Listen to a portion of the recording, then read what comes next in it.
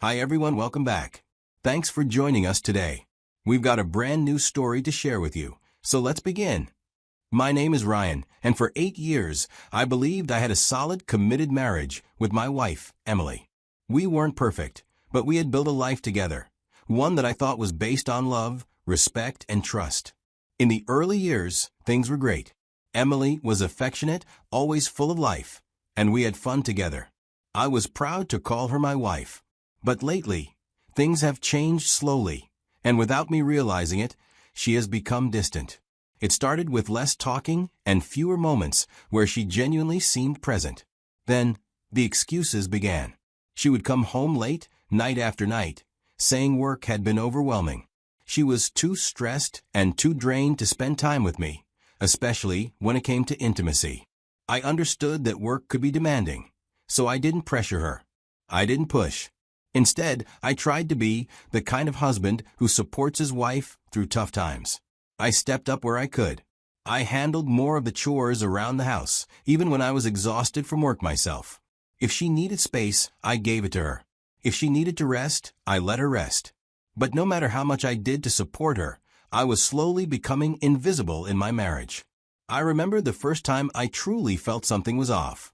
It was supposed to be a simple date night, just dinner at our favorite restaurant. We hadn't been out together in a long time, and I was looking forward to it. But that evening, just as I was getting ready, Emily called and said she couldn't make it.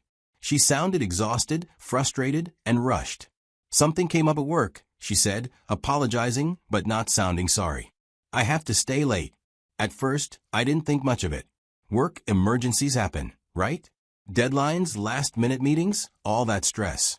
I told myself to be understanding. But as I sat there alone, staring at the dinner reservations I had made, something gnawed at me. A quick excuse and a brush-off didn't cut it for me that night. I tried calling her a few hours later, just to check in and know how it is going. No answer. I texted. Nothing. I waited. Nothing.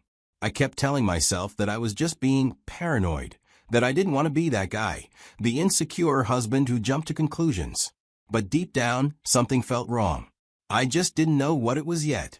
It was nearly midnight when she finally walked through the door. I was sitting on the couch, pretending to scroll through my phone, trying not to look as anxious as I felt. The moment she saw me, she let out a tired sigh and said, "I'm so sorry, babe. Work was insane tonight. I promise I'll make it up to you." She came over, kissed my forehead, and before I could even process my emotions, she disappeared into the bathroom. The shower turned on, and I just sat there, staring at the closed door, feeling hollow. I called out, "Are you hungry? I can make you something real quick." She responded from the shower, "No, it's too late to eat anything." I let it go. I acted normal, even though I didn't feel normal inside. The next day, as I sat in my car, before heading to work, I remembered an old connection, one of my wife's work friends, someone who had attended our wedding and works in HR. We weren't close, but we'd had small conversations here and there over the years. I figured that if Emily really was drowning in work, this friend might know about it. Maybe she could help me understand what was going on. I picked up my phone and dialed her number, keeping my tone light and casual. "Hey, I was wondering, would it be possible for you to help Emily get off work early today? Maybe just an hour or two." There was a brief pause on the other end before she answered, sounding genuinely confused. "What do you mean? Emily leaves at 4 p.m. every day." At that moment, my stomach dropped. I could feel my heartbeat in my ears. "Wait, yesterday too?" I asked, trying to keep my voice steady. "I can't say the exact time," she replied, "but she definitely left before 6 p.m. I didn't even realize I had stopped breathing. Emily had come home late, tired, claiming something urgent had come up at work. She had made it seem like she had no choice, like she was overwhelmed, like she barely had the energy to talk to me. But according to her coworker, she had left work hours earlier. I wanted to believe there was an innocent explanation, but it seems like I had just caught my wife in a lie. The problem was, I had no idea where she had been going, and that was a question I couldn't ignore any longer. At that moment, I made a decision that I was going to follow her. I needed to see it with my own eyes, no more second-guessing. I told myself that if I was wrong, then I'd at least have peace of mind.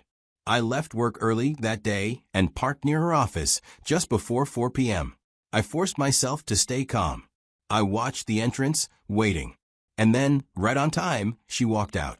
There was nothing that screamed exhaustion. I slouched down in my seat as I watched her walk to her car. Maybe she was heading home. Maybe I had it all wrong. But when she pulled out of the parking lot, she didn't take the usual route. I put my car into gear and followed at a distance, my mind racing with possibilities. Every turn she took led her further away from home, and every excuse I tried to come up with started to crumble. After about 20 minutes of driving, she pulled into an apartment complex. It was in a quieter part of town, tucked away behind a few buildings, the kind of place you'd only go if you had a reason to be there. I slowed down and parked across the street. I watched as she stepped out of her car. Then I saw him. A man was waiting outside, leaning casually against the doorway. The moment she saw him, her entire face lit up. The same woman who had been too drained to even hold a conversation with me the night before was now smiling, full of life, walking toward him like he was the only thing that mattered. She reached him, and without hesitation, he pulled her into a hug, one that lasted a little too long. And then, with no hesitation, she followed him inside. I sat there frozen. There was no more denying it. She was having an affair, and she had plenty of energy. Just not for me. For a long time, I just sat there, staring at the closed door. A part of me wanted to storm in and catch them red-handed. But what would that do? She would lie. She would twist it. She would cry and say it's not what it looks like.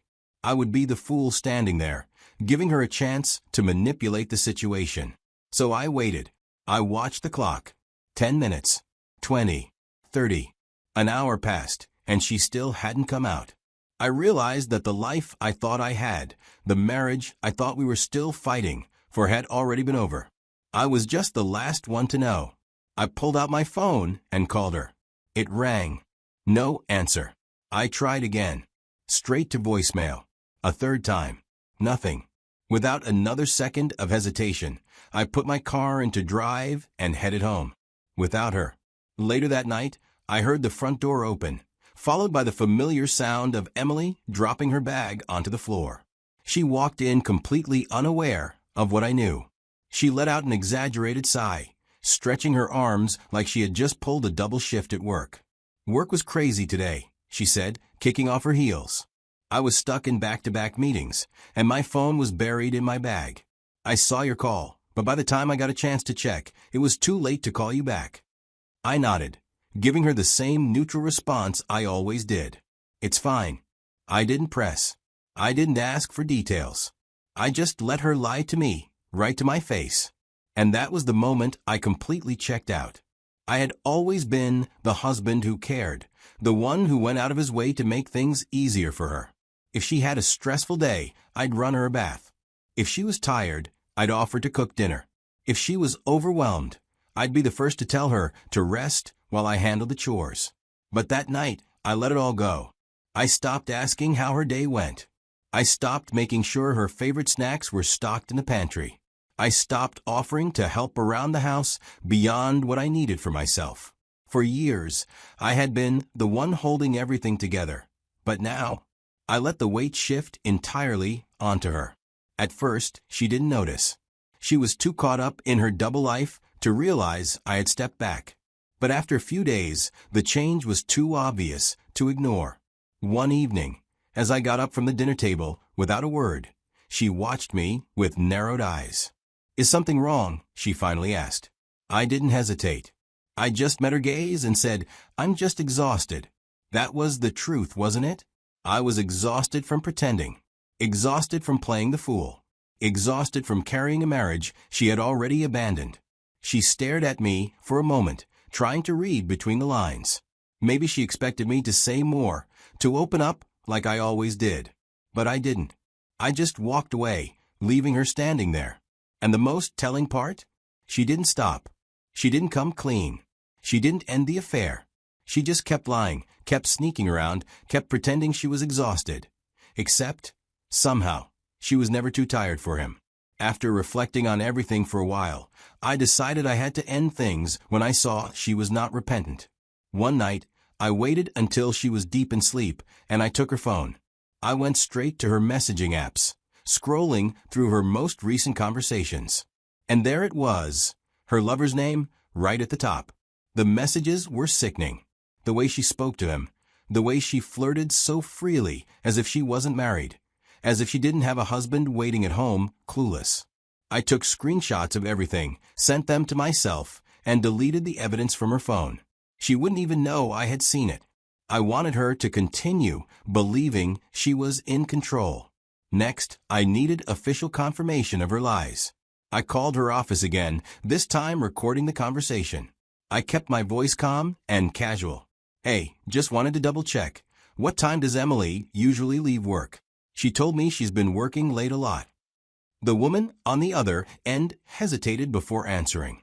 No, she usually leaves around 4. We don't really do late shifts here. That was all I needed. I saved the recording. Another piece of the puzzle is locked in place. With everything in my hands, her texts, the proof of her lies, the photos of her at her lover's place, I took the next step. I filed for divorce. So, I arranged for the papers to be delivered to her office. I knew the moment she received the papers. I didn't have to ask.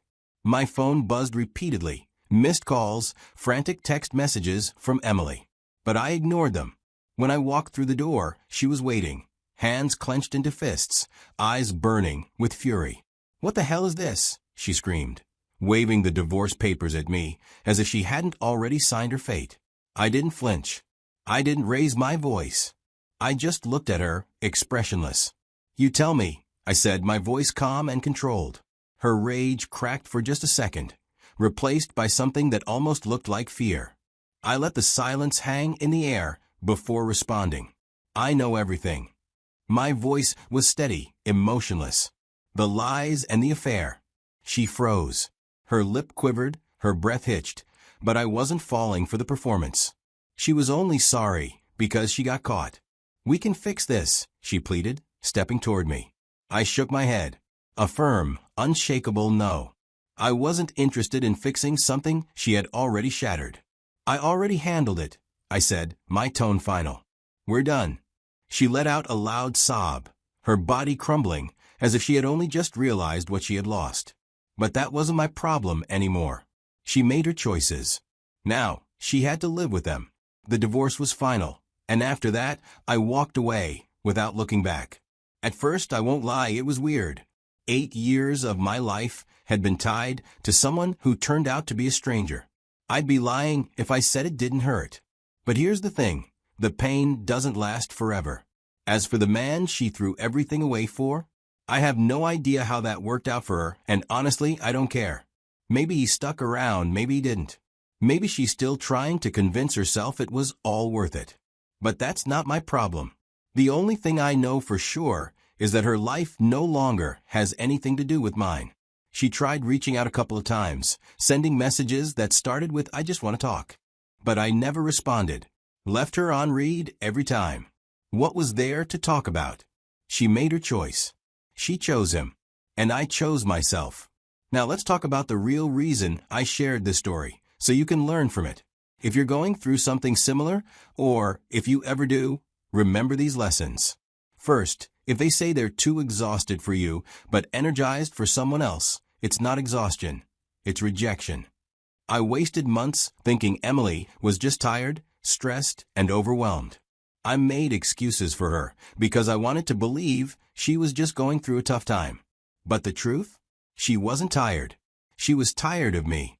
But she wasn't too exhausted for late-night texting, secret dates, and hotel meetups. If someone still finds the energy for someone else, but never for you, it's not burnout, it's a choice. Stop fooling yourself. Second, never confront a cheater in anger. Let them believe they've won, while you dismantle their world from behind the scenes. When I found out what Emily was doing, I didn't explode. I didn't scream, throw things, or demand answers. I played along. I let her keep lying to my face while I quietly gathered everything I needed to bury her in the divorce. That's how you win. People expect drama. They expect fights. When you don't give them that, you stay in control. Let them think they're getting away with it. Let them dig their own grave. Then, when they least expect it, drop the hammer. Third, walking away is power. But making them regret betraying you? That's victory. There's nothing more satisfying than moving on without giving them another second of your time. Trust me, nothing haunts a cheater more than realizing they traded loyalty for temporary excitement. And it wasn't worth it. Emily thought she was upgrading. But in the end, I erased her. And that's what broke her. So, to anyone watching who's dealing with a similar situation, don't waste your time trying to fix what's already broken. Don't waste your energy trying to understand someone who doesn't value you. And most importantly, don't waste your self-respect begging for love that should have been given freely. Walk away. Let them drown in their own mistakes. That's it for today's story. If this helped you, or if you know someone who needs to hear it, go ahead and like, comment, and share. You never know, this might be exactly what someone out there needs to see. Thanks for watching, and I'll catch you next time.